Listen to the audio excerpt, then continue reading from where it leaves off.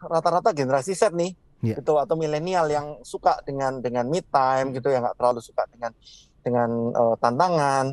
Nah itu yang berbahaya. Cara keluar yang aman dari zona nyaman yang tidak aman itu sebenarnya gimana caranya? Kadang-kadang kan kita ini kan kepengen keluar dari zona nyaman yang sama sekali nggak aman, tapi kalau bisa tuh keluarnya dengan cara yang aman. Bulet nggak tuh Sobat Regidia?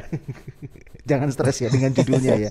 Hari ini kita bicara sama-sama Ju. Kita akan bicara bersama beliau ini seorang bisnismen. Saya yakin tapi full heart melayani. Makanya itu kita mau sapa dulu ada Ko Fandi, pemilik bisnis dari Sumber Agung Variasi atau Safe yang Variasi. Ada stikernya itu ya. Itu di mana-mana udah di Surabaya, bahkan kemarin saya di Malang itu dapat stikernya banyak bener. Apakah Ko Fandi buka cabang di Malang? Kita mau tanya dulu ya. Ko Fandi, shalom, halo. Shalom Ko Fandi. Halo. Puji Tuhan. Sekali bisa gabung lagi. Yes. Bagaimana kabarnya Ko Fandi, baik? Ya puji Tuhan. Puji Tuhan. Yesus baik. Tapi seriusan ya. Mobil di mana-mana di kota Surabaya itu pasti aja banyak yang ada stikernya tuh Safe Variasi. Saya dulu sempat mikir, ini maksudnya apa? Mobilnya udah aman gitu ya? Tapi saya bingung sedikit sebelum kita masuk ke topik, Pastor. SAVE, E-nya kok kecil itu maksudnya apa ya? Sumber Agung Variasi tapi E-nya kan kecil itu, yang di sebelah kanan. Ya, Sumber Agung Variasi kan kalau disingkat SAV gitu. Tapi kalau SAV aja kan kurang ini gitu ya, kurang bisa diingat gitu ya. Seperti itu. Jadi kenapa nggak safe sekali gitu loh, kan merasa kalau dengan adanya E tanda seru gitu rasanya bisa membuat kita merasa lebih aman gitu kan. Itu ada juga yang rada-rada klinik sih. Sebenarnya ditaruh belakang, taruh depan juga. Nanti saja kali. Selamat Pak. Ya, itu krik. Daripada saf kan susah juga ya bacanya, saf. Mending ini kan safe gitu kan, jadi enak gitu ya. Ya betul. Kalau Variasi di kota Surabaya di safe pasti safe. Aman maksudnya. Hari ini Ko Fandi kita bicara tentang cara keluar yang aman dari zona nyaman yang sama sekali tidak aman. Ini banyak ditanyakan sama banyak orang, tapi penasaran saya sama Ko Fandi. Kan orang tuh kan nyari kenyamanan, betul. Nyari ketentraman. Kenapa harus keluar dari zona nyaman? Kan sudah ada di sana sebenarnya, Pastor. Gimana tuh? Iya, jadi intinya ya secara manusia, secara natur gitu ya, kita selalu ditarik untuk ke arah zona nyaman. Karena pada dasarnya ya manusia tuh males, pengen cari enaknya sendiri gitu ya. Terus pengen nyari segala sesuatu untuk keuntungan diri sendiri, nggak perlu kerja keras dan sebagainya gitu. Jadi ya makanya kenapa kok akhirnya manusia enak dengan zona nyaman, padahal zona nyaman sendiri pun kan juga berbahaya gitu. Kalau misalnya kita lihat ke depannya akan berbahaya karena hidup ini selalu akan ada perubahan. Gitu. Dan ketika perubahan itu akhirnya menggilas kita karena kita terlalu lama bergulat di zona nyaman, ya akhirnya kita yang rugi sendiri. Gitu. Oke. Nah, ini coba saya kutip ya supaya kita lebih akademis ya. Gitu. Jadi ada pakar psikologi yang namanya Alasdair E.K. White. Gitu. Dia mengatakan zona nyaman adalah sebuah keadaan di mana seseorang merasa terbiasa dan nyaman karena mampu mengontrol lingkungannya. Nah, ini juga masalah kendali juga ya nanti yang akan kita bahas. Dalam keadaan ini orang tersebut jarang merasa gelisah dan jarang mengalami tekanan yang mengakibatkan stres. Nah, ini kan bagi beberapa orang ini ideal banget gitu ya. Gitu. Ngapain cari susah gitu, ngapain cari ini, hidup udah sulit gitu, ngapain ditambah-tambah dengan ini dengan cari susah gitu loh, hidup aja udah susah gitu. Nah, makanya akhirnya terjebaknya di zona nyaman. Baik. Gitu. Mungkin ada contoh lain Ko Fandi, tandanya kita itu terjebak sama zona nyaman. Kadang orang suka bilang, kamu di zona nyaman ya? Enggak. Iya, saya nggak sadar gitu loh Ko Fandi. Nggak sadar, betul. Kayak misalnya dunia siarannya gitu-gitu aja. Kita ini nggak sadar kalau kita ini sebenarnya nggak berkembang gitu. Curhat ya Pak? Enggak, katanya terus Pak Gideon kan biasanya naik. Pak Gideon naik, siaranmu tuh kayak gini harusnya gitu. Sama kita semua sebenarnya gitu kan. Kadang-kadang kita nggak sadar. Nah, gimana cara taunya Pastor? Kita ini benar-benar ada di zona nyaman. Iya, jadi saya sendiri juga punya semacam alarm dalam hati saya. Kalau misalnya ada sampai pada satu saat di mana kok ini kesannya seakan-akan semua baik-baik aja, itu berarti kita ada di zona nyaman gitu ya. Seperti itu. Bukannya itu jelek loh ya, tidak harus selalu jelek. Tetapi kalau misalnya kita udah keenaan dan kita nyaman di situ dan kita nggak mau berubah lagi, itu bakal berbahaya gitu. Ini saya sempat googling ya. Itu kadang orang nggak sadar di zona nyaman ya, apa tanda orang di zona nyaman. Pertama, merasa semua baik-baik aja. Itu baik itu bukan sepeda ya. Merasa baik-baik.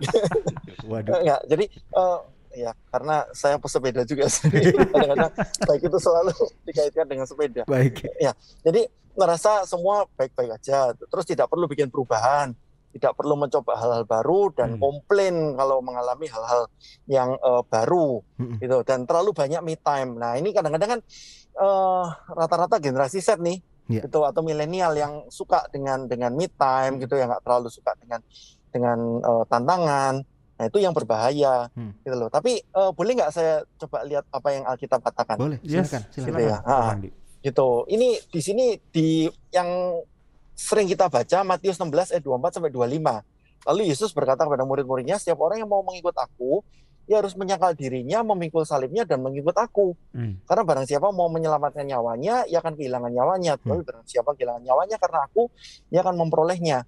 Jadi sebenarnya hakikat hidup ini bukan untuk cari nyaman gitu. Tuhan pun sebenarnya kalau mau zona nyaman, ya Tuhan Allah Tritunggal enak-enakan di surga gitu, nggak usah ciptakan manusia gitu kan. Tapi karena kasih Tuhan ke manusia gitu ya, Tuhan keluar dari zona nyamannya kalau boleh saya katakan, menciptakan manusia, dikhianati manusia gitu ya, itu melawan hukum dosa bukan dengan keadilan. Kalau misalnya Tuhan dengan zona nyamannya gitu, Tuhan akan begitu manusia mengkhianati, manusia berdosa, ya Tuhan akan menghajar manusia dengan keadilannya Tuhan. Tapi kan Tuhan juga ternyata punya satu solusi yang lain, tidak hanya dengan keadilan legalistik gitu, tetapi juga dengan hukum kasih. Makanya kenapa Tuhan mengirimkan anaknya yang tunggal untuk menebus dosa kita, itu pun juga zona nyaman, karena dalam beberapa saat kan Allah Tritunggal berpisah gitu ya, waktu Tuhan Yesus di kayu salib. Seperti itu. Tuhan Yesus pun misalnya itu juga melawan zona nyaman. Tuhan Yesus mengajar, buat mujizat alam, mujizat kesembuhan, hingga bangkitkan orang mati. Kalau mau nyaman ya ikut tawaran iblis saja gitu. Ketika ubah batu jadi roti gitu. Lompat aja dari hubungan bait Allah, malaikat-malaikat pasti akan nangkep. Terus juga ketika iblis menawarkan jika engkau menyembah aku berikan seluruh dunia ini kepadamu. Gitu. Kalau Tuhan mau Tuhan Yesus dalam natur manusianya ya, bukan dalam natur kalanya. Kalau mau nyaman, ya udah ikut aja gitu sama iblis. Iblis menawarkan begitu banyak kenyamanan gitu pada Tuhan Yesus, padahal Tuhan Yesus juga melawannya dengan firman Tuhan, dan Tuhan Yesus tahu pasti bahwa ya Tuhanlah yang menciptakan alam semesta ini, bukan iblis gitu. Karena iblis itu bapak segala penipu dan pendusta. Gitu. Paulus misalnya dalam 2 Korintus 12 ayat 7. Dan supaya aku jangan meninggikan diri karena pernyataan-pernyataan yang luar biasa itu, pernyataan yang luar biasa itu, maka aku diberi suatu duri dalam dagingku, yaitu seorang utusan iblis untuk menggocok aku, supaya aku jangan meninggikan diri. Jadi Alkitab dalam semua ini, hampir semua kisah dalam Alkitab, tokoh-tokoh Alkitab semuanya digocok, tidak ada yang pernah benar-benar zona nyaman. Abraham enak-enakan, terus Tuhan panggil keluar dari tanah Ur. Itu terus Yakub juga misalnya begitu lari, terus habis itu Tuhan bergulat juga dengan Yakub, dan akhirnya Yakub diberi gelar Israel. Yusuf pun juga tahu-tahu dilempar dalam sumur gitu, akhirnya dijual sebagai budak di Potifar, udah gitu lempar lagi ke penjara.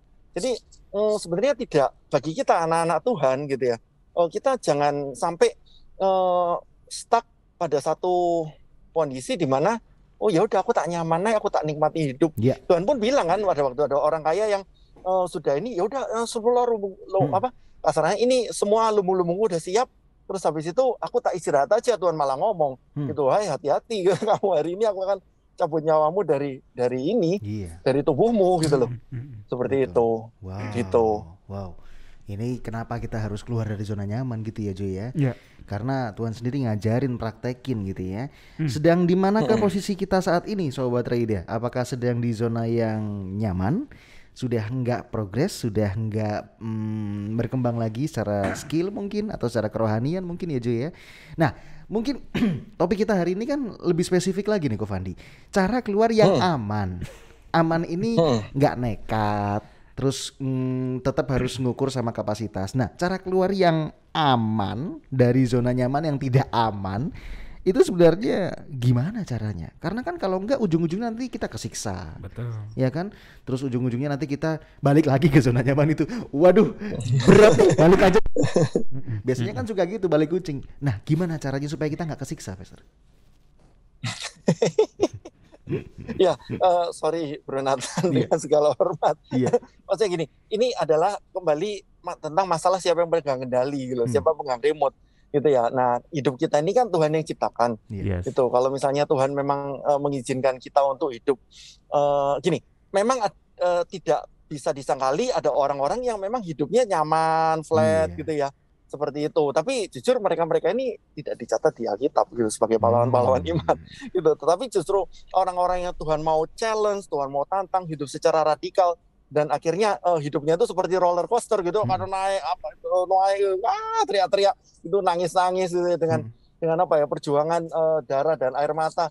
Tapi justru pada akhirnya justru orang-orang ini yang dipakai Tuhan luar biasa gitu. Nah sekarang sebenarnya bukan masalah ini bagaimana keluar dengan zona aman secara aman gitu, tetapi ya kita tinggal tanya Tuhan, Tuhan mau saya diarahkan ke arah mana gitu. Kalau misalnya Tuhan arahkan saya ke sesuatu yang nyaman ya itu yang juga saya inginkan ya Tuhan. Tapi kalau enggak ya biarlah kehendak Tuhan yang jadi gitu. Masalahnya kalau yang pegang remote kita gitu ya, kita maunya pasti enak-enak aja gitu.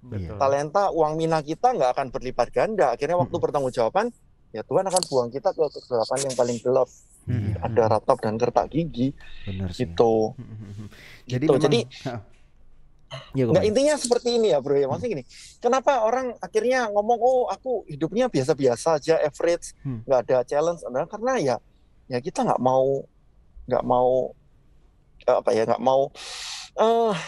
mau dipakai Tuhan untuk lebih radikal lagi gitu. Tapi kalau misalnya Tuhan, ini aku semua milikku, aku serahkan kepadamu, ya Tuhan pasti bawa kita ke dimensi-dimensi yang jauh lebih berbeda daripada yang sekarang. Gitu. Luar biasa. Jadi memang supaya kita kuat gitu ya, harus minta tuntunan Tuhan gitu ya. Benar, bukan asal kayak lihat gini ya, kayaknya zona nyaman, saya cari masalah nih kayaknya. Ya. Atau saya harus keluar langsung ucul gitu ya di masa pandemi ini. Saya mau bikin usaha misalnya, saya tinggalkan semua pekerjaan saya. Saya mau bikin tour travel. Tour travel lagi, kenapa Jonathan dari tour travel? Tapi Bro Nathan, Bro Nathan sendiri boleh juga keluar dari zona nyaman gitu, dengan membuka itu kan. Betul. Nah itu juga menurut saya keren juga gitu loh. Jadi jangan sampai akhirnya ya oke, ya udah jadi ini aja gitu-gitu terus atau apa gitu ya, minimal gini, karena kita nggak bersaing dengan orang lain kok sebenarnya. Tapi Tuhan minta kan kita yang sekarang ini lebih baik dari kita yang kemarin gitu, dan itu pasti mendobrak zona nyaman gitu. Luar biasa. Tadi juga saya udah cerita sama Jonathan soal itu ya. Aduh, orang-orang mikirnya ngapain nguarin duit di masa pandemi, bukan duit sendiri lagi, duitnya pinjam lagi. Nathan jujur amat. Nanti saya bahas. Ini udah tanggal 10, tolong dibayar. Kenapa Kak Fandi? Hasilnya kan soal terus sebelum tutup. Benar. Wow, luar biasa. Kita bicara tentang hari ini Sobat Rida, cara keluar yang aman, caranya yang aman dari zona nyaman yang sama sekali tidak aman. Semoga kita bisa ngerti judulnya dan kita bisa dapetin dari penjelasannya Ko Fandi gimana sih cara keluarnya dan kenapa kita harus keluar gitu ya. Karena ini penting buat kita. Mungkin kesimpulan Ko Fandi, kasih dikit aja pesan untuk Sobat Rida. 5 menit nggak boleh ya? sangat boleh. Silakan Mas. Setengah jam boleh Ko Fandi. Jadi, kasihan pendengarnya nanti.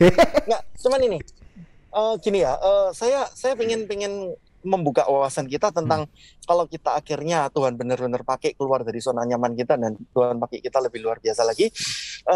Saya ingin kita ini sudah baca dari Lukas 19 ayat 24. Lalu katanya kepada orang-orang yang berdiri di situ, ini tentang perumpamaan uang mina ya. Ambillah mina yang satu itu daripadanya, orang yang nyimpen uang mina itu, dan berikanlah kepada orang yang mempunyai 10 mina. Itu. Kata mereka kepadanya, Tuhan, ini protes nih. Ia sudah punya 10 mina.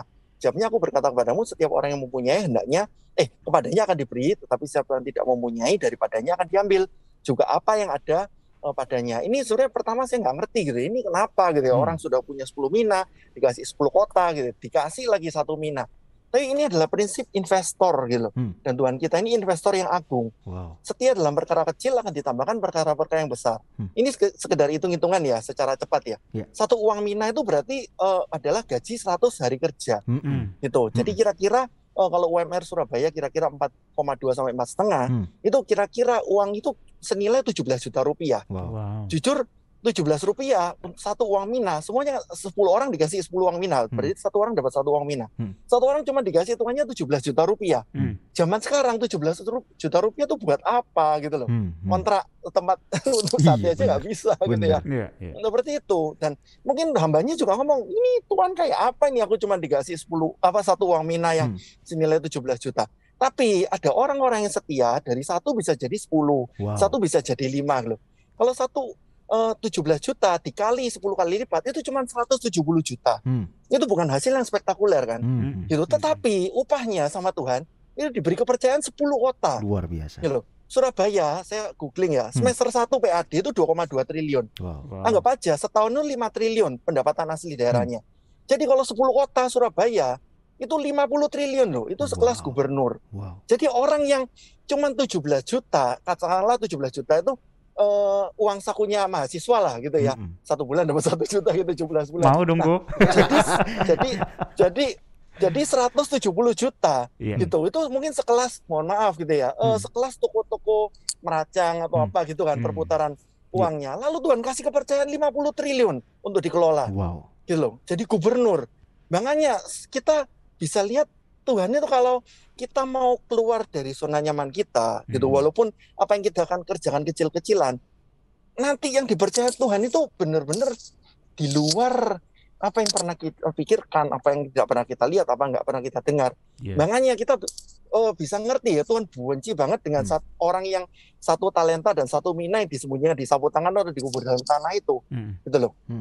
Dan sebagai kesimpulan terakhir, ini ada satu quote gitu ya, orang bijaksana itu selalu pintar atur waktu. Orang pemalas itu selalu punya alasan untuk mengeluh kekurangan atau kehabisan waktu. Gitu. Dan kalau kita lihat orang pemalas, gitu, kita udah nggak bisa berkiti-kiti deh, nggak bisa berkata-kata. Berkiti-kiti. Gitu, maksudnya seperti itu. Jadi saya berdoa bagi teman-teman semua, ayo kita harus tahu apa visi dan tujuan Tuhan secara spesifik dalam hidup kita. Gitu. Tiap-tiap orang pasti punya tujuan yang spesifik yang Tuhan ingin kerjakan dalam hidup kita. Jadi kalau misalnya itu ya kita tinggal, Tuhan aku mau berjalan sama Tuhan. Dimanapun, mau kayak roller coaster, di jurang, di padang gurun, di lembah kekelaman. Tapi kalau bersama Tuhan, dengan Tuhan kita nggak akan pernah takut. Amin. Luar biasa. Mantap sekali. Orang lain nggak bisa, kalau Anda dapat info dari dapat perkataan dari orang lain gitu ya, kalau kamu tuh ada di zona nyaman, ujung-ujungnya kita sakit hati, Sobat Raida. Kitalah yang harus ngerti diri kita sendiri, gitu ya. Daripada nunggu kita ini dikasih tahu sama orang lain, kamu itu ada di zona nyaman. Kita harus tahu diri kita sendiri.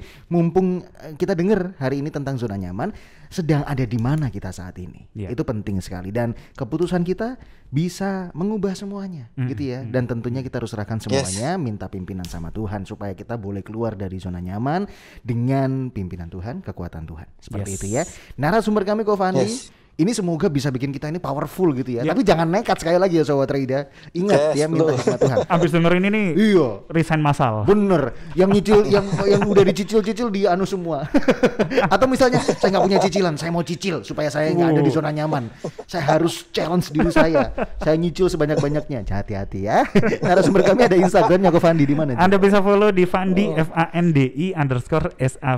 Yes. Di situ ya Fandi_Sif. Di situ Anda bisa langsung follow dan lihat keseharian dari Kofandi, postingan-postingannya di Instastory-nya kadang-kadang menghibur Sobat Raida ya, kadang-kadang menghibur ya, lucu-lucu soalnya.